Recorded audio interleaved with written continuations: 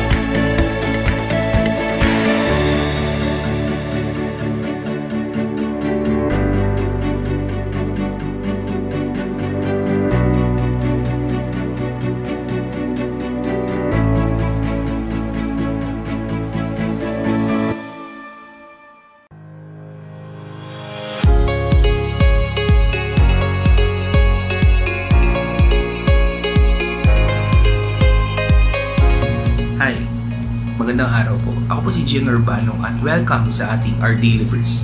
Ating pong pagsaluhan ang verses na Matthew 6:33-34. At ito po ang nakalagay dyan. But seek first His kingdom and His righteousness, and all these things will be given to you as well. Therefore, do not worry for tomorrow, because for tomorrow it will worry about itself. Each day has enough trouble of its own. So, pagpalain po tayo. Yan ang nakalagay sa ating verse sa araw na ito. Short reflection lang po. Very simple at napakaganda ng ating verse na binasa sa araw na ito. naway it reminds us o nagbibigay ito ng alaala sa atin kung saan hindi na natin kailangan mangamba sa kinabukasan.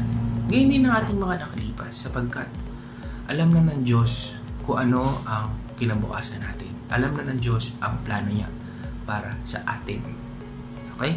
Kailangan lang nating magtiwala at manalig sa Kanya at sumunod para malagay tayo sa tamang direksyon. Muli, maraming salamat at God bless sa ating lahat.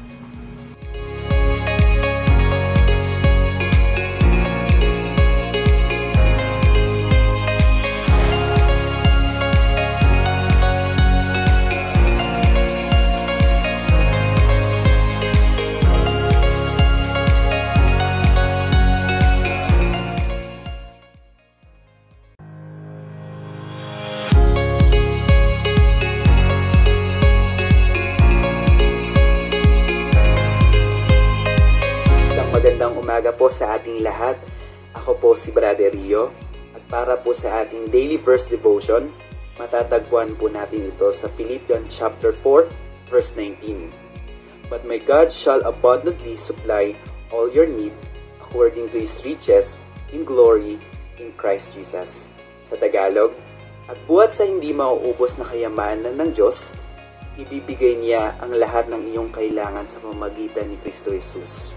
Napakaganda po ng encouragement sa atin ng Philippians 4 verse 19 at it takes me back doon sa storya ni Apostle Paul kung saan siya po ay nagmi-ministry at alam naman po natin na hindi ganun kadali ang mag-ministry, lalo na si Paul ay nagpupunta sa iba't ibang lugar, iba't ibang bansa para nga lamang ay ipangalat ang salita ng ating Panginoon.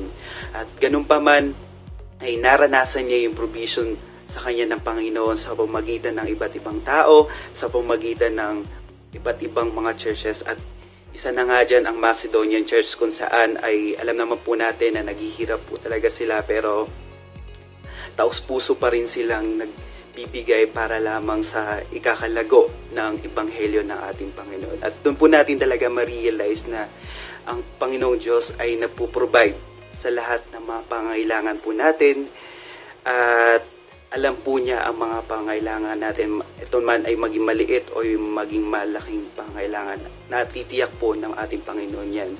At gaya po ng Macedonia, nawa ay tayo ay maging bukas loob din sa pagtulong sa ating mga kapatid, sa ating mga kapatiran sa ating o sa mga manggagawa.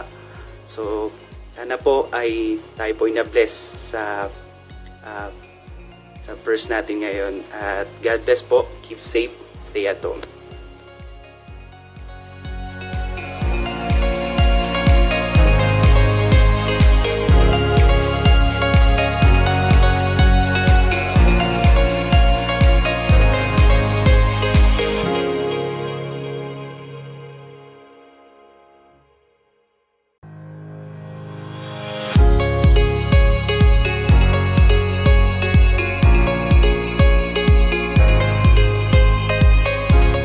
Po sa ating lahat, ako po si Tricia and welcome po sa our daily verse. Samahan niyo po akong basahin ang nilalaman ng Psalms 23 verse 1. At sinasabi po dito, The Lord is my shepherd, I have all that I need. Sa Filipino translation naman po, si Yahweh ang aking pastol, hindi ako magkukulang. Nakaka-bless po itong verse na ito dahil nire-remind sa atin na dapat hindi tayo feeling empty or kulang sapagkat ang Diyos ay sapat na at higit pa. Nawa itong verse na ito ay nakapag-bless din sa iyo. Stay safe and God bless.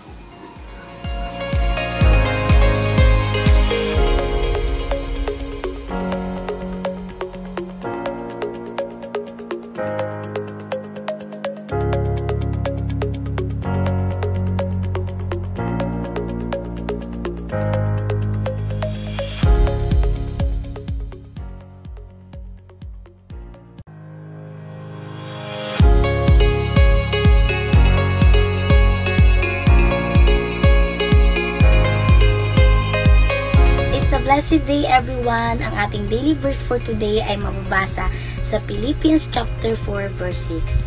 Do not be anxious about anything, but in every situation, by prayer and petition, with thanksgiving, present your request to God.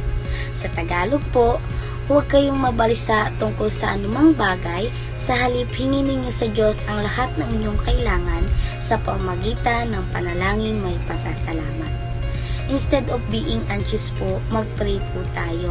Kasi in this situation, halos lahat ng naririnig o nakikita natin sa balita, even sa social media, is about pandemic, corruption, at marami pang iba.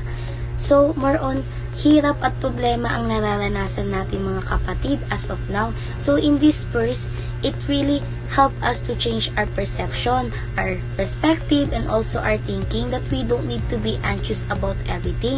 Kasi we have God na parating nagpro-provide sa atin, palaging nakikinig sa atin, parating nagkakaloob ng mga needs natin sa araw-araw na buhay na ating tinatamasa.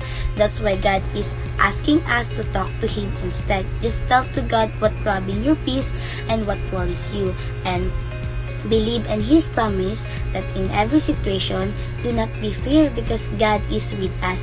He never leave us nor forsake us. Just present our request to God, and we should always give thanks to the Lord. That's all for today mga kapatid, and nawa na bless tayo sa salita ng Diyos. Stay at home and God bless us.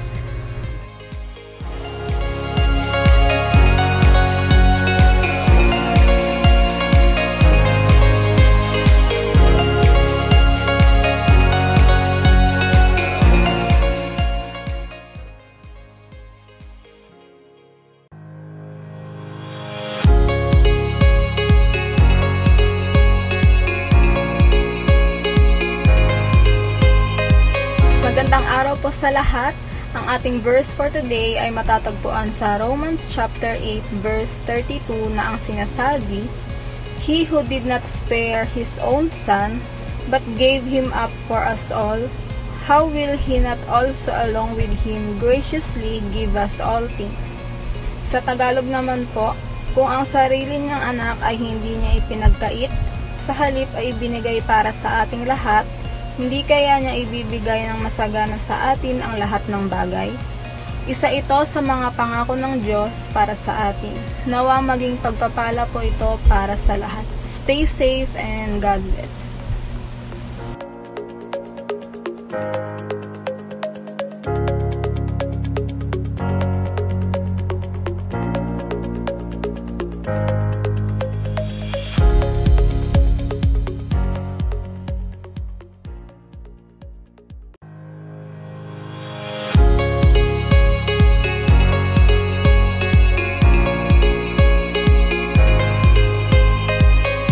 Purihin ang Panginoon.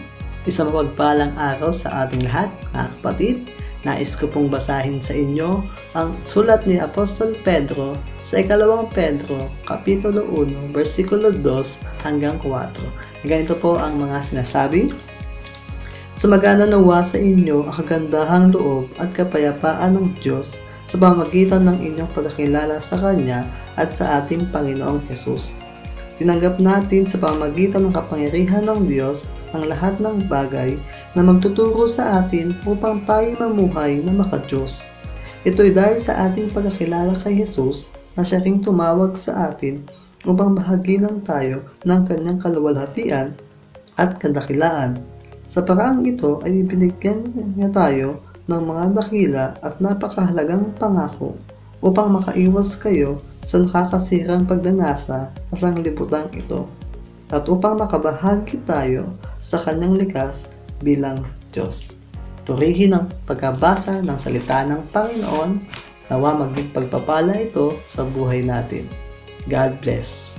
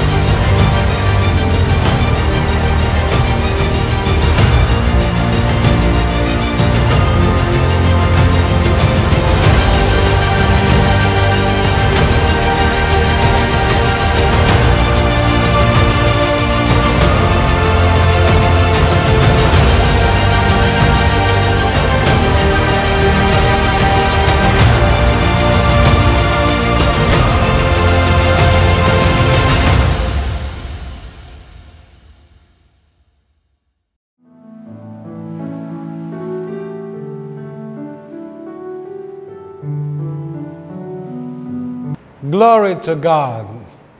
Mabuhay mga kapatid, muli tayo ay magkakasama-sama at pupurihin ang ating Diyos. Minsan po ba ay nasasagi sa inyong isip kung gano'n nyo ka-miss na tayo ay magkasama-sama? Totoo po, na tayo dito kahit malayo sa bawat isa, ay totoong nagpupuri at nagpapasalamat at meron tayong pagkakataon na magsaya dahil araw-araw binibigyan tayo ng biyaya ng Diyos. Nakikita natin ang kanyang glory, ang manifestation ng kanyang kaluwalhatian sa araw-araw na imumulat natin ang ating mga mata. Sa kanyang proteksyon na binibigay at pinagkakaloob sa lahat ng ating gawain.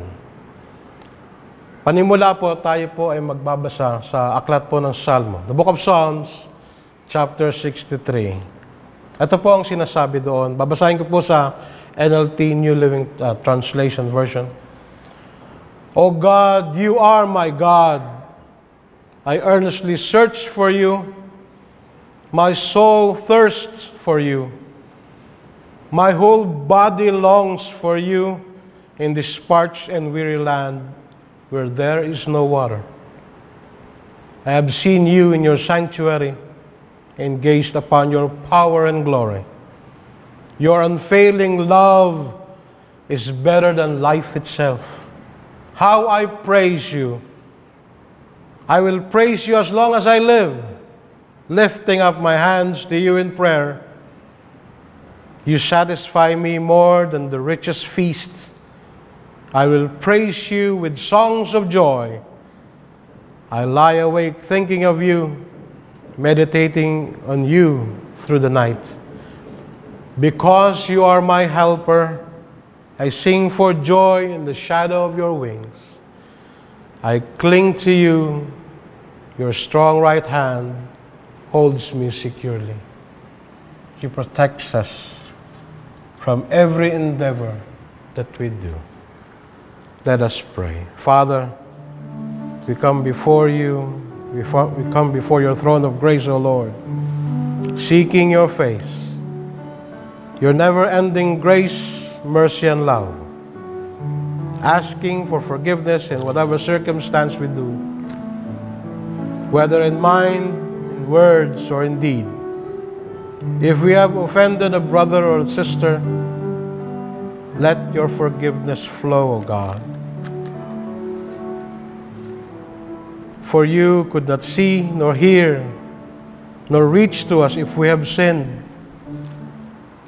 We reach out to you, Heavenly Father, thanking you, O Lord, for your forgiveness.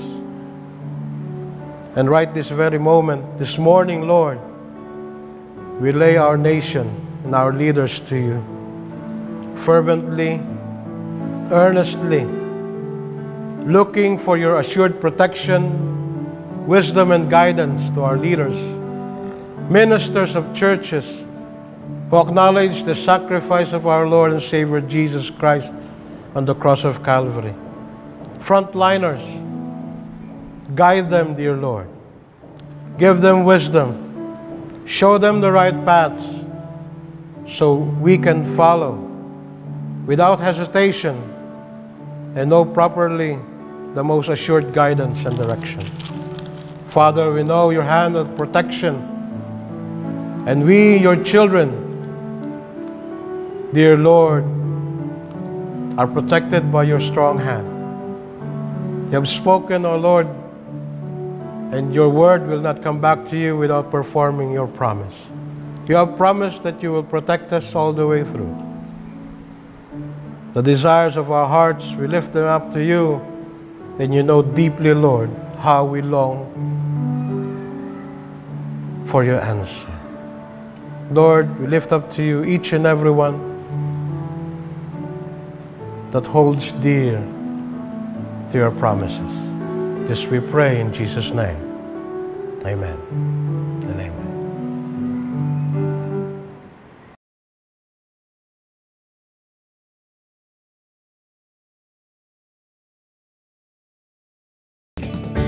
Magandang umaga po sa lahat.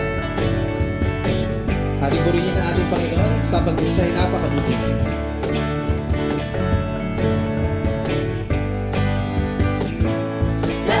Napakabuti ng ating Diyos, di siya nagbabago. Napakabuti ng ating Diyos, di siya nagkukulang. Itaas ang ngalan niya, lahat ng nilikha. Napakabuti nga ng ating Diyos. Di ba natin? Napakabuti ng ating Diyos, di siya nagbabago. Napakabuti ng ating Diyos, di siya nagkukulang. Itaas ang ngalan niya, lahat ng nilikha. Napakabuti nga ng ating Diyos.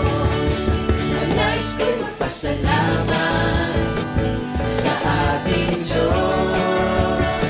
Ang nais ko'y magpuri, itaas ang ngalan ni Jesus. Napakabuti ng ating Diyos, di siya nagbabago. Napakabuti ng ating Diyos, di siya nagkukulang. Itaas ang ngalan niya, lahat ng nilikha. Napakabuti nga ng ating Diyos. Ang nais ko'y magpasalamat sa ating Diyos. Ang nais ko ay magpuri, itaas ang ngalan ni Jesus. Napakabuti ng ating Diyos, di siya nagbabago. Napakabuti ng ating Diyos, di siya nagkukulang. Itaas ang ngalan niya, lahat ng nilikha. Napakabuti nga ng ating Diyos. Napakabuti nga. Napakabuti nga ng ating Diyos. Napakabuti nga ng ating Diyos. Purihin sa Kanya kapurihan.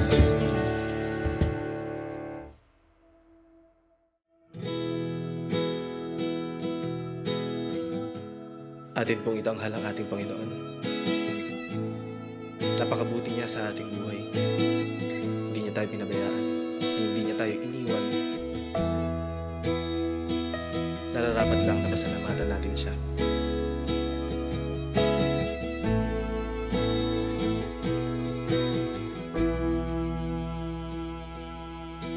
Kay buti-buti mo, Panginoon, sa lahat ng oras, sa bawat araw, ika'y laging tapat kong magmahal. Ang iyong kaawa ay magpawalang hanggan. Kay buti-buti mo, Panginoon, sa lahat ng oras, sa bawat araw, ika'y laging tapat kong magmahal.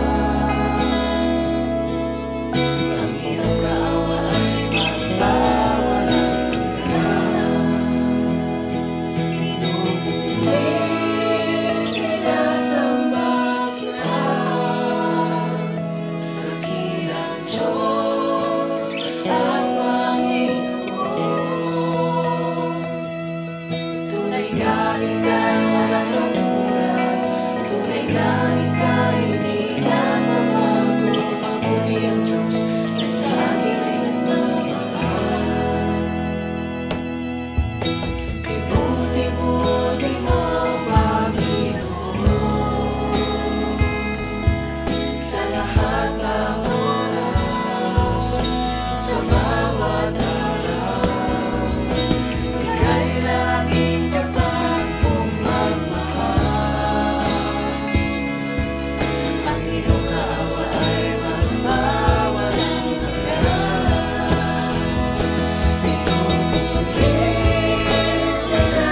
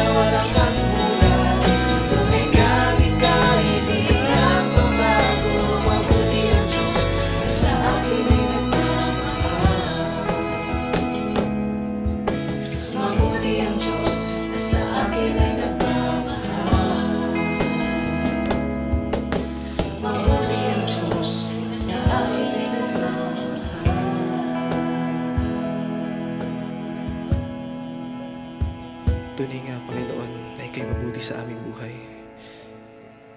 Maraming salamat po, Panginoon. Sa iyo ang kapurihan.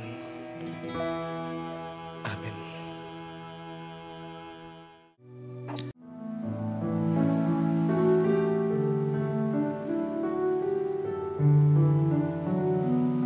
Magandang umaga po sa inyong lahat, mga kapatid. Kumusta na yung mga linggong nagdaan? At ngayon ay pangalawang linggo tatlong linggo na ng Agosto. So, 2 linggo na lamang matapos na yung buwan ng Agosto at mag-September na at pag may beer na, December na, no? Malapit na talaga.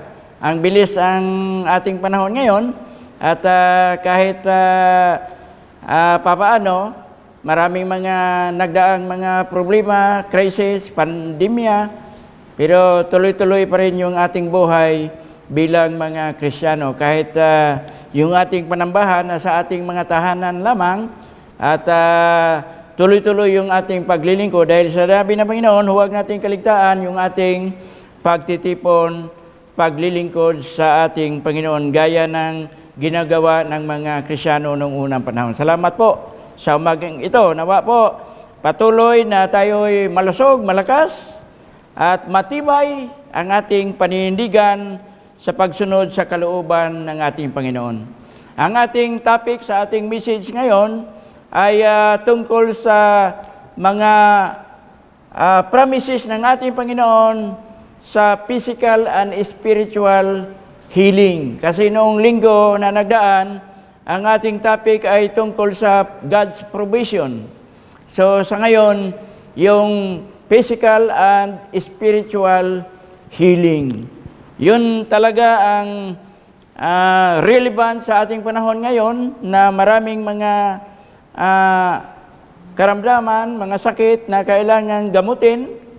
Sabi nga sa ating Department of Health na marami ng mga may sakit na sa hospital, karamihan mga COVID-19 o coronavirus na naghihirap sa kanilang mga karamdaman. At sabi nga kung tuloy-tuloy yung mga virus na to ay baka wala nang malagyan ng mga tao na may mga sakit. Kaya ipag-pray natin, pagdasal natin sa Panginoon na ito pong pandemic na ito ay matapos na at magkaroon na ng vaccine o gamot na ating pinag-pray palagi na magkaroon tayo ng normal na pamumuhay. Okay? So, ipag-pray natin yung ating sitwasyon nawa ito po ay magkaroon ng normal sa ating sitwasyon sa buong Pilipinas o sa buong mundo. Healing. Paggagamot ng ating physical. Physical muna tayo kasi dalawa dito na ating talakayin, yung physical at saka spiritual. Una yung physical. Itong physical, hindi na tayo nagdalawang isip na talagang gagamutin ng ating Panginoon ito. Kasi yun ang pangako ng Panginoon na lahat ng may mga sakit, may mga karamdaman ay Kanyang gagamutin. Kaya malaman natin mamaya sa mga pangyayari sa New Testament, nung si Kristo ay nagkaroon ng ministry sa Israel, at nung siya'y umalis, meron siyang pangako na patuloy yung mga kahilingan, patuloy yung mga panggagamot, patuloy yung mga pagpapala na ipagkaloob ng ating Panginoon, mga biyaya, kahit siya po ay nasa langit na. Masigit pa nga ang ating magagawa o mga pangyayari sa buhay natin bilang mga anak ng Diyos, mga Kristiyano, dahil ang kapangyarihan ng Diyos ipagkaloob sa atin sa pamamagitan ng Kanyang banal na Espiritu na nasa loob natin. Basahin natin sa Mateo chapter 15 verse 30 to 31. A vast crowd brought to him people who were lame, blind, crippled, those who couldn't speak, and many others. They laid them before Jesus and He healed them all. So, itong mga may karamdaman nung panahon na yon, may mga pilay, lame, mga bulag, blind, lumpo, mga crippled, at mga pipi, those who could not speak. Itong mga sakit na ito, narito sa ating panahon ngayon, marami yan. No? Siguro sa ating mga hospital, mayroon din ganito mga sakit na naka-admit. Walang binanggit dito sa New Testament na may sakit na COVID, no? Coronavirus. Baka may mga virus na rin kasi sabi dito, lahat ng may mga karamdaman at may mga sakit. No? Sa 31, ating basahin. The crowd was amazed. Those who had been able to speak were talking. The crippled were made well. The lame were walking. And the blind could see again. And they praised the God of Israel. So sa pamagitan sa mga panggagamot ng ating Panginoon sa mga karamdaman at lahat uri ng mga sakit, ay na-amaze, nagulat yung mga tao sa panahon na yon. At sila ay sumunod sa ating Panginoon. Sa atin, kung mayroon namang ganon na mga tinatawag dati na mga faith healers, tayo wala tayong faith healers. Hindi tayo naniwala sa faith healers. Pero naniwala tayo mayroong healing. Mayroong faith healing.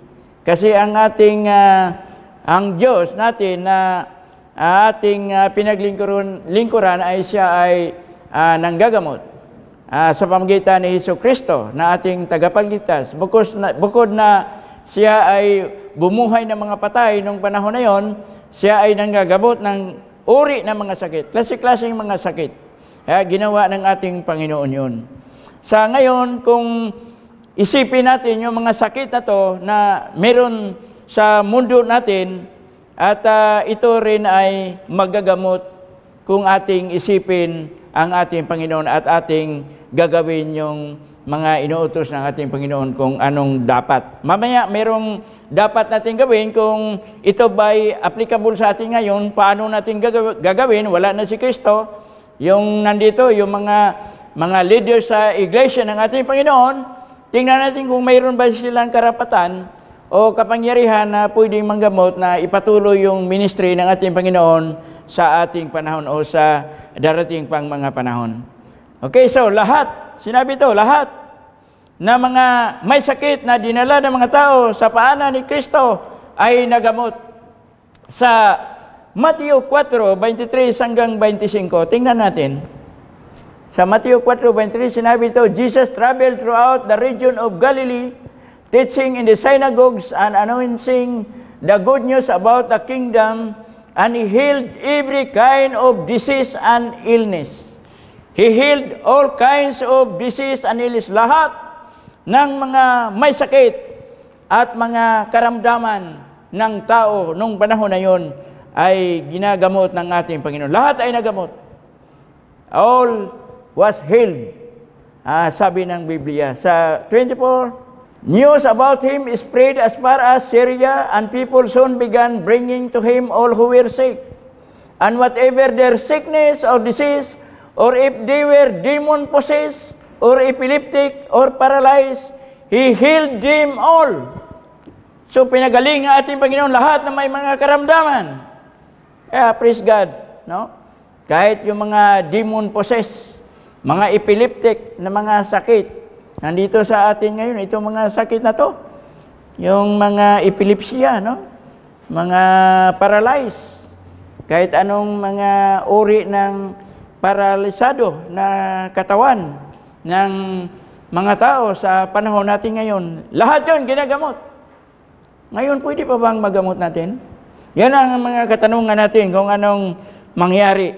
Dahil sabi ng Panginoon, lahat ay ginamot niya nung nandito pa siya, at kahit nung umalis siya, ang mga apostol nagpatuloy sa mga himala na pinagaloob ng Diyos ang kanyang kapangyarihan sa mga apostol o sa mga disciples hanggang sa ating ngayon. Dahil sinabi, yung tinuro niya, ituro din sa nakikinig at tumanggap sa akin upang maikalat ang kanyang mga salita at ang mundo ay malaman nila na mayroong tagapagligtas, manggagamot, Diyos na manggagamot, at mag-provide sa lahat ng mga pangailangan. Sa Santiago 5:14-16, ito ang sinasabi ni Apostol Santiago kung paano natin magamot sa kasalukuyan yung may mga karamdaman.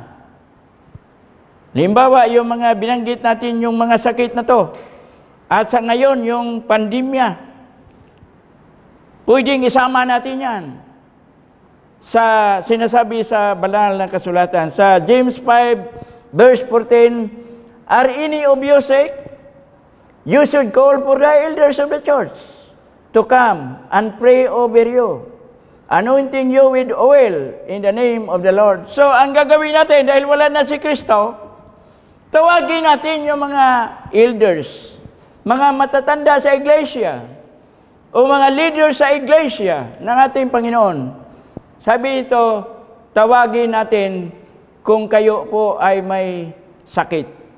Pero sa ating obserbasyon, iba ang sitwasyon eh. Pag may sakit, ang isang Kristiyano, hindi tatawag ng elders o leader sa iglesia. Anong tawagan niya? Doktor. Punta sa klinik. Pag sinabi ng doktora, wala na. Wala nang kakayahan yung medisina.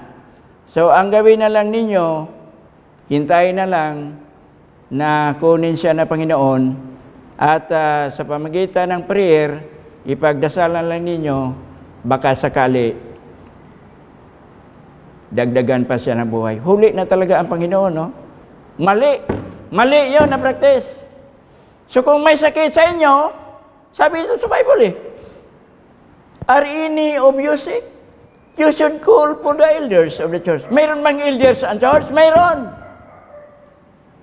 Mayroon tayong mga elders. Mayroon tayong mga leaders sa iglesia. Ipatawag sila. Kaso lang, minsan kasi mga members walang tiwala sa mga leader. Dahil hindi naman nagpakita ng kanilang kapangyarihan. Takot nga kung may pupunta sa church na may sakit eh. Sabi, uy, huwag dalhin dito. Dalhin mo lang doon sa doktor. Yan ang problema sa atin. Dahil kulang tayo sa pananampalataya. Na sinabi dito, lahat ng mga may karamdaman, sila'y nagamutan ng ating Panginoon dahil sila po ay may pananampalataya sa Diyos. Naniwala sila sa Diyos. Sa kapangyarihan ng ating Diyos. Kaya nagamot sila sa pamagitan ng ating faith. Ngayon, wala na. Ang ating pananampalataya, wala na sa Diyos. Wala na sa mga leaders sa iglesia. Kundi nandoon na sa mga doktor. Huli na ang mga leader ng iglesia. Pag napatay na, doon na tawagin ang mga leader sa iglesia para basbasan ang patay. Mali. Mali yan. Bago siya dalhin sa doktor, hindi naman tayo against sa mga medisina. Unahin muna yung prayer. Tawagin yung mga elders, mga pastors, mga ministro, mga leaders, para ipag-pray yung may sakit. Bago dalhin sa doktor. Ang Bible maliwanag. So, are any of you sick? You should call for the elders of the church to come and pray over you, anointing you with oil in the name of the Lord. So, mayroon tayong oil dito na ipahid natin sa may mga karamdaman. Sa 15, verse 15, such a prayer offered in faith will heal the sick. Maliwanag. Ang panalangin na may pananampalataya, ito ay gamot sa may karamdaman o sa may sakit. And the Lord will make you well. And if you have committed any sins, you will be forgiven. Meron ngang ugnayan yung sakit sa kasalanan. Karamihan kasi sa tao na may mga karamdaman, may kasalanan yan. Kasalanan dahil hindi nag-iingat sa normal na pag-alaga ng kanyang buhay. Halimbawa, sabi ng doktor sa pag-aaral, matulog ka ng 8 oras sa isang gabi. ay hindi natulog ng 8 oras. Ang tulog niya 3 oras lang kasi busy. Hindi nakasala ka doon. Sa natural. Di ba? Kasi normally, ang tao, kailangan talagang matulog 8 oras. O pinakababa 7 hours. O 7 oras. Pero karamihan sa ngayon, wala na. Mataas na yung, yung 5 oras. Pinakamahaba siguro yung 6 na oras. Wala, kulang. Kaya maraming karamdaman. Pag kulang ng tulog, ang gagawin, kain ng marami. Kasi babawiin yung kulang ng tulog doon sa pagkain kumakain ng marami. So pag maraming kinakain, magkaroon ka ng maraming sakit. Lalaki yung inyong katawan, hindi mapigilan yung mga minerals na sobra na sa ating katawan. Sobra na yung bigat ng ating katawan. Kaya magkaroon ng mga karamdaman. Sobra na yung sugar kasi kumakain ng ice cream. Masarap yung ice cream. Daming pagkain Doon tayo na nadali. Kaya maraming sakit. Na dapat, yung mga sakit na yan, sana wala sa atin yun. Ang totoo, hindi naman tayo matabla ng sakit Kasi dalawa lang ang tinutukoy sa Bible kung saan galing yung sakit. Siyempre, galing ng kalaban ng Diyos. Siya ang gumagawa ng mga sakit na yan. At, siyempre, ang Diyos, nagbigay rin ng sakit ng tao kung siya ay hindi sumusunod sa kanyang kalooban. Gumawa siya ng kanyang sarili, lalo na sa kanyang mga kasalanan na labag sa batas ng ating Panginoon. Lalo na tayong mga spiritual at mga pinili ng ating Panginoon. Napakahirap pag ganon, ang buhay natin. Sa 16, verse 16, confess your sins to each other and pray for each other so that you may be healed. The earnest prayer of a righteous person has great power and produces wonderful results. Napakaganda na. Ang panalangin ng isang taong matuwid ay malaki ang magagawa. Wonderful results. Kaya kahit anong sakit, kung tayo po ay naniwala, kayong may karamdaman, kayo mismo, kung may karamdaman, naniwala kayo, sa pamagitan ng ating Panginoon, gagamutin niya ng Panginoon. Lahat magawa ng ating Panginoon Diyos. Sabi nga, sa pamagitan ng ating pananampalataya, nothing is impossible. Walang imposible. All are possible by faith in Christ Jesus. Lahat posible.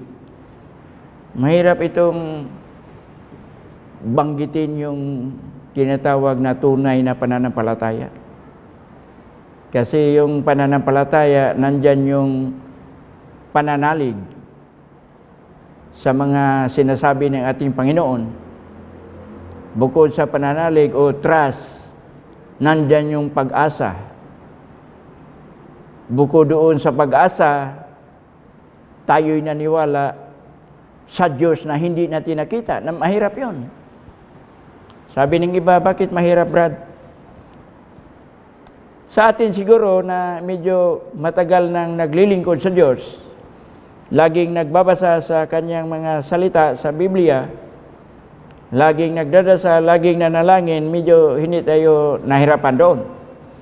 Pero sigurado akong meron tayong mga pagkukulang doon.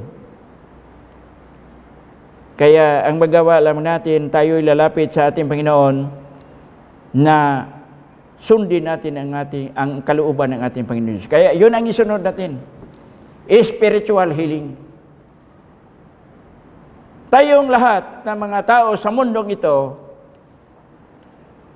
ang kasalanan ng tao, yun ang ating sakit. Kasalanan ng tao, sakit yun.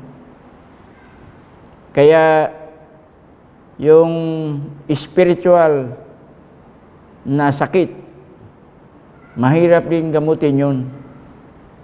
Hindi natin magamot yung spiritual na sakit. Ang Diyos lamang ang gagawa doon sa pamagitan ng kanyang kapangyarihan. Spiritual eh. Pero mayroon pa rin paraan dito sa iglesia ng ating Panginoon. Sa mga tagapangaral, sa mga elders, mga leaders sa iglesia na maturuan sa tama na paraan o direction sa banal na kasulatan na dapat tayo po ay susunod sa kalooban ng Diyos at tayo'y baguhin ng ating Panginoon at tayo'y gagawin ng mga anak ng Diyos upang yung spiritual na buhay natin ating magampanan, ating magawa sa araw-araw ng ating pamumuhay. Sa pangalawang Pedro 1:3-8, ito ang sinasabi. Sa pangalawang Pedro 1:3-8, by His divine power, God has given us everything we need for a living, a godly life. We have received all of this by coming to know Him, the one who called us to Himself, by means of His marvelous glory and excellence. Napakaganda, no? Ang Diyos nagbigay sa atin ng kapangyarihan, divine power, upang tayo po magampanan natin ang lahat ng ating pamumuhay bilang tunay na mga anak ng Diyos. Sa verse 4, and because of His glory and excellence, He has given us great and precious promises. These are the promises that enable you to share His divine nature and escape the world corruption caused by human desires. Napakaganda. Kung tayo lamang po ay tapat na sumunod sa kalooban ng ating Panginoong Diyos at malinis ang ating puso at isipan, tayo po magtagumpay sa mundong ito. We can escape the world's corruption. Dito tayo, no? Ang ating gobyerno na subok sa mga korupsyon. Napakahirap yun. Kaya spiritually, yung mga gawa ng mundong ito ang nagpabagal sa mga promises ng ating Panginoon na minsan hindi natin natatanggap o hindi nagaganap sa buhay ng mga Kristiyano. Sa verse 5, in view of all this, make every effort to respond to God's promises. Supplement your faith with a generous provision of moral excellence, and moral excellence with knowledge. So, sa kabutihan at kaalaman, dapat natin magampanan o gagawin. Sa verse 6, and knowledge with self-control, and self-control with patient endurance, and patient endurance with godliness. In verse 7, and godliness with brotherly affection, and brotherly affection with love for everyone. Yun ang spiritual na buhay ng Kristiyano. Sa verse 8, the more you grow like this, the more productive and useful you will be in your knowledge of our Lord Jesus Christ. So magkaroon ng bunga, magkaroon ng sagana sa buhay natin bilang Kristiyano kung tayo po mamuhay spiritual. Napakahirap itong gawin, pero sabi nga sa ating nabasa, kung gawin natin mamuhay sa Espiritu, sa pamagitan ng ating pananampalataya sa Panginoon, magawa ang lahat ng mga bagay. Sa Efeso 3:16 hanggang 17, Ephesians chapter 3, verse 16-17. I pray that from His glorious unlimited resources, He will empower you with inner strength through His Spirit.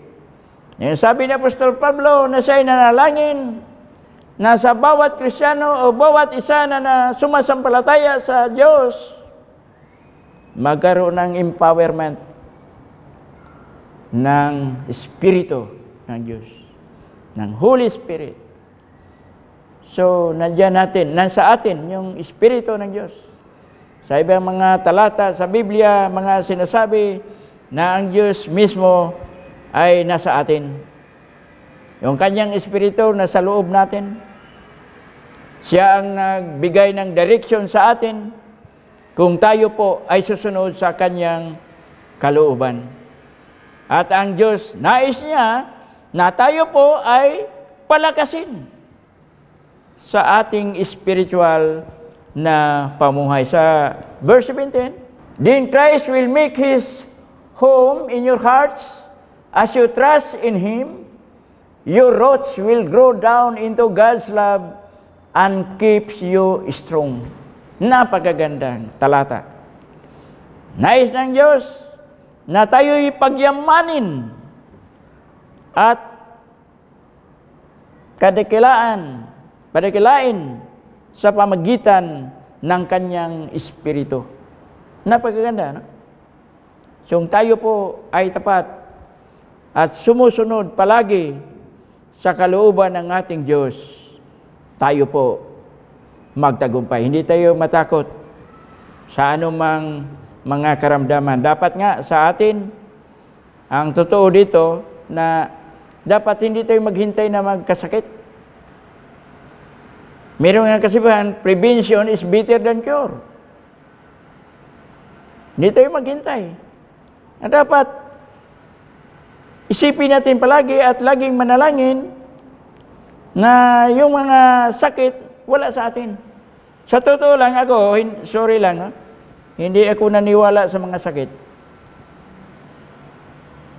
Mga ilang taon na, bata pa ako hanggang ngayon.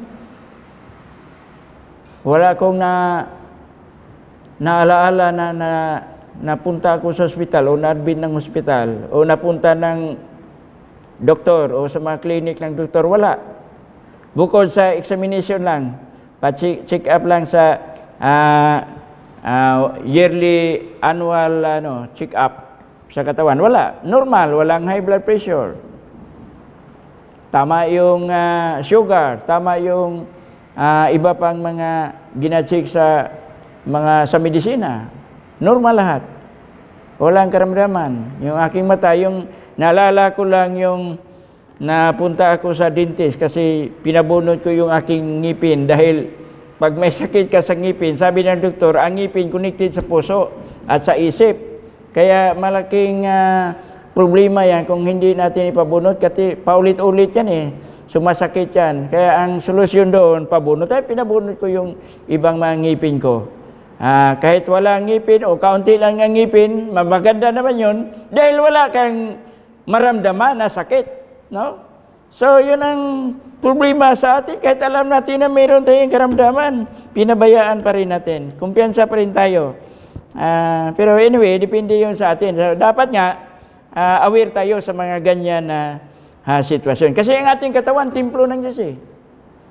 Dapat ingatan. That is the promise of God na tayo po, kung mayroon mang karamdaman o walang karamdaman, nakahanda naman ang ating Panginoon sa ating mga pangailangan. Anytime, tawag lang tayo sa Kanya, siya ay makinig sa atin, at sabi nga, kung tayo po ay may kahilingan sa Kanya, hindi tayo mabibigo dahil ito po ipagkaloob ng ating Diyos. Pagpalain tayong lahat, mga kapatid, patuloy na tayo'y laging magagalak sa paglilingkod sa ating Panginoon. Kahit sa mga pagsubok, mga problema sa buhay natin, tayo po masaya na sumusunod sa kalooban natin. Tayo po ay manalangin. Aming banal na Diyos, hindi masukat sa aming mga puso ang kagalakan sa mga promises ninyo sa amin, Panginoon, na ikaw po ay Diyos na manggagamot. Diyos na may-ari ng buhay ng lahat ng linalang. Sa ibabaw ng lupa at sa ilalim ng lupa o sa kataas-taasan, Panginoon. Salamat po sa buhay na pinagkaloob mo sa amin.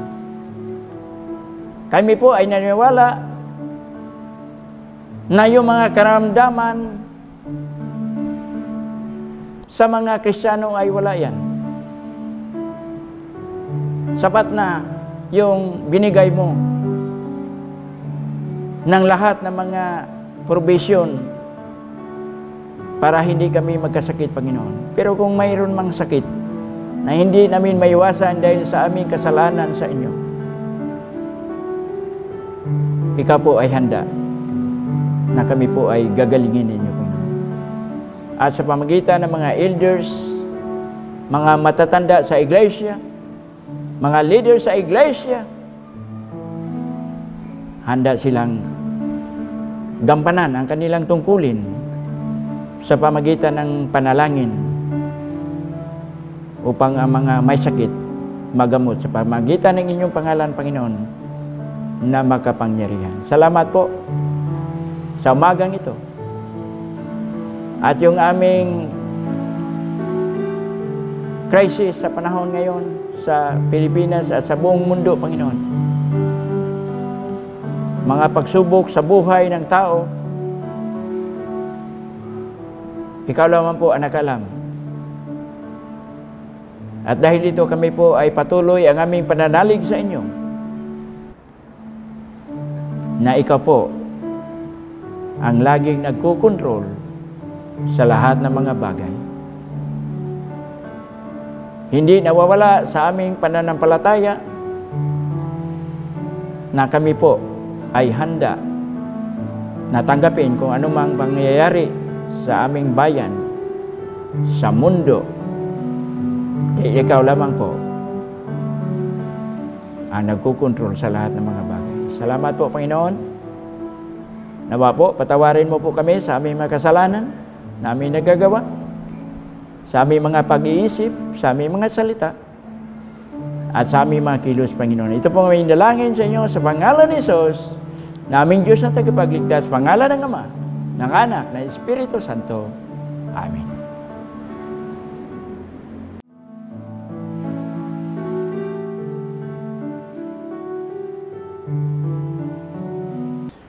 Sa oras pong ito ay dadako na tayo sa ating banal na hapunan at nais ko pong basahin sa inyo ang sinasabi ng banal na kasulatan tungkol sa mga bagay na ito.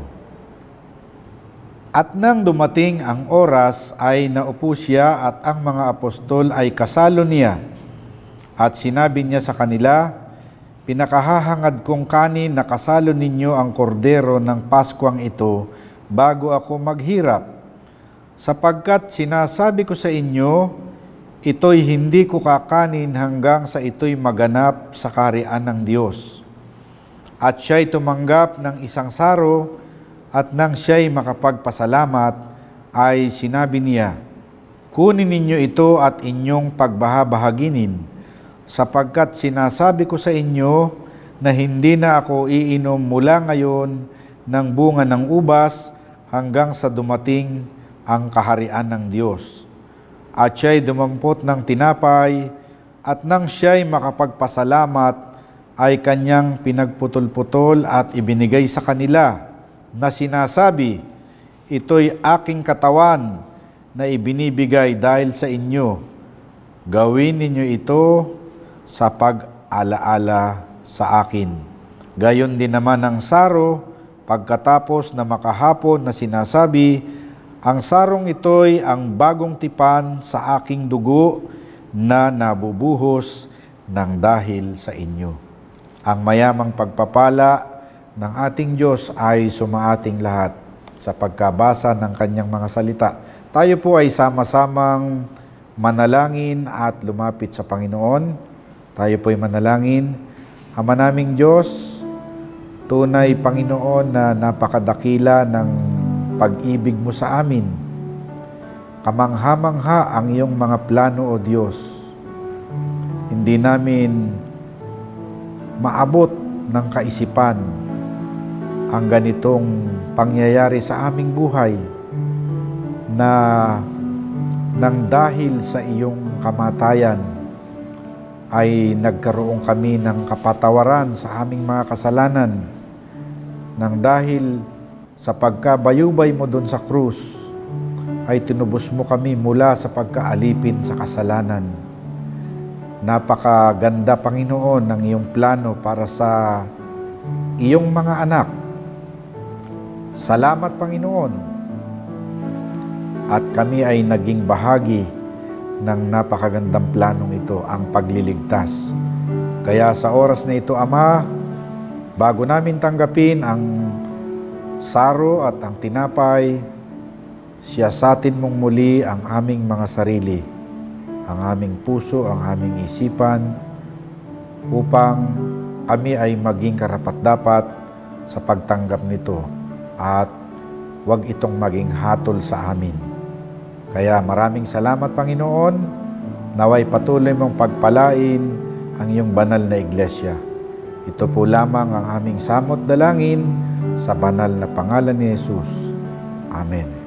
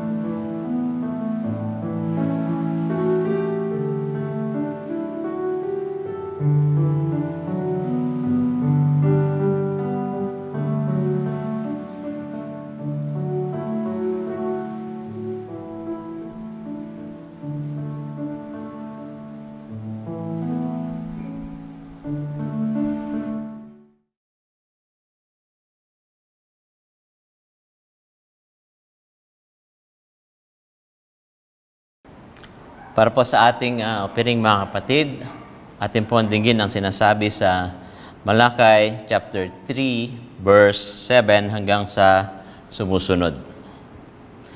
Ever since the time of your ancestors, you have turned away from my decrees and have kept them. Return to me, and I will return to you, says the Lord Almighty. But you ask, how are we to return? Will a mere mortal, yet you rob me? But you ask, how are we robbing you? In the tithes and offerings, you are under a curse, your whole nation, because you are robbing me.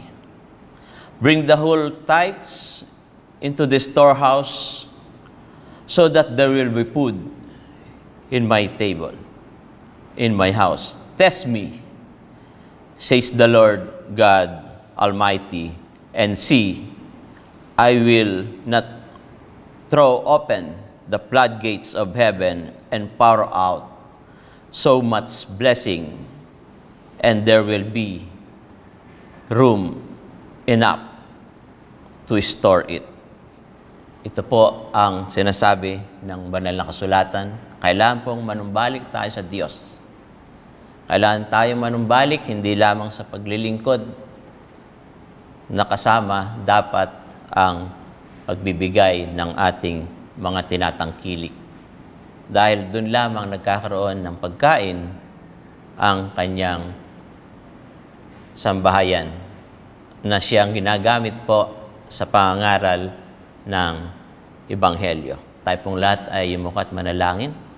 Muli, O Diyos, maraming salamat sa iyong paalala sa amin. Maraming pong salamat, O Diyos, na binigyan niyo po kami ng pagkakataon na maging bahagi ng pangangaral ng Ebanghelyo sa pamamagitan ng aming pagbibigay. Dalayan po namin, O Diyos, na makasumpong po ang aming mga kapatid na nangangailangan po.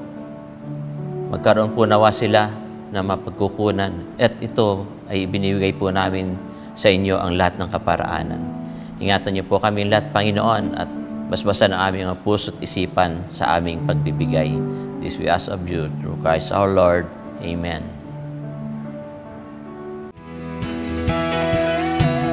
Mercy is falling, is falling, is falling. Mercy, it falls like a sweet spring rain. Mercy is falling all over me.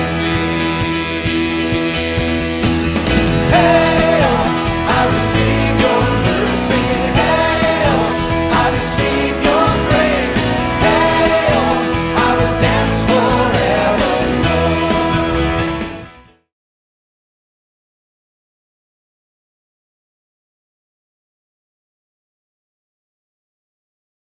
Sa ating pong pawakas na awitin, ating itanghal ang kadakilaan ng Diyos. Tapat siya sa kanyang mga pangako. Hindi niya bibitawan ang kanyang mga salitang iniwan sa atin. Patuloy siya nangungusap sa atin dahil siya yung buti.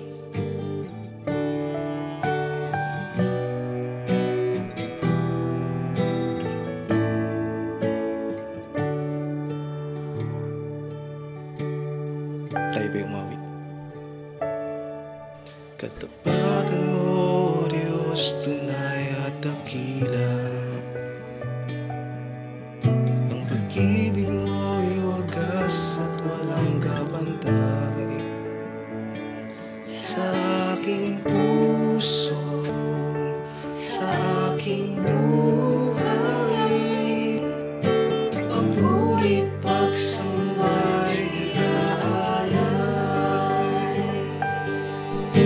Bukas noon, ngayon, at pagkailanman, luwalhatiin ka.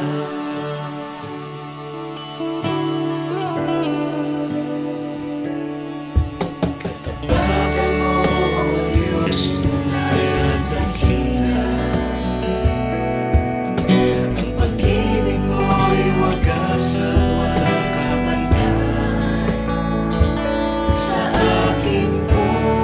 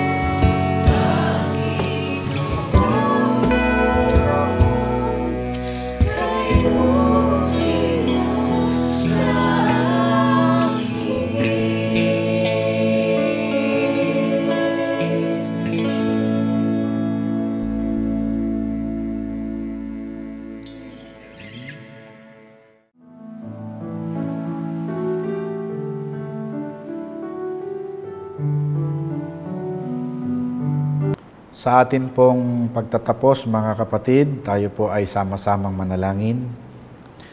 Salamat po, Panginoon, sa natapos naming gawain. Alam namin, Panginoon, na Ikaw ay nabigyan namin ng papuri at karangalan sa umagang ito. Salamat sa mga taong ginamit mo upang maging daluyan ng iyong mga salita. Salamat, dakilang Diyos, sa pag-iingat mo sa bawat isa sa amin, na bagamat kami, Panginoon, ay natatakot sa panahon na tulad nito, alam namin, Panginoon, na nariyan ka at hindi mo kami pababayaan. Patuloy mo pong ingatan ang iyong mga anak na ginagamit mo, ang mga lingkod mo, Panginoon, na nananatiling tapat sa iyo. Ingatan mo po sila, Panginoon, at ang kanilang mga sambahayan. Ingatan mo po ang bawat isa sa amin, lalo na sa panahong ito. Tulungan mo kami, Panginoon, na maging matatag sa kabila ng mga pagsubok na aming dinaranas. Tulungan mo kami, Panginoon, na manatiling tapat sa kabila ng mga pagsubok, dahil alam namin, pagkatapos ng mga pagsubok, ay tatanggap kami ng gantimpala na nagmumula sa iyo. Salamat, Panginoon. Pinupuri ka namin, pinasasalamatan. At sa ating pagtatapos, tanggapin po natin ang banal na pagpapala, ang mayamang pagpapala ng ating Diyos Ama na nasa langit, ang pag-ibig at pagliligtas ng ating Panginoong Hesus, ang patuloy na gabay at patnubay ng banal na Espiritu Santo ay sumaati nawang lahat mula ngayon at magpakailanman. Amen.